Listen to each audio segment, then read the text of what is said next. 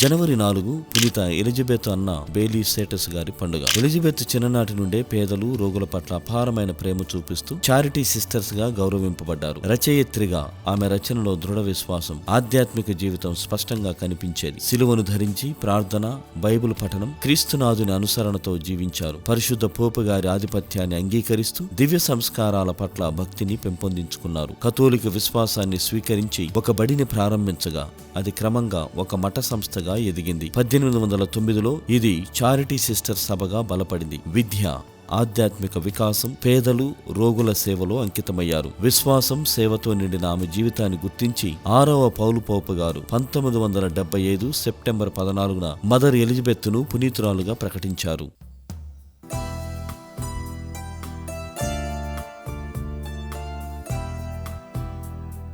పునీత ఎలిజబెతు గారా మా కొరకు ప్రార్థించండి.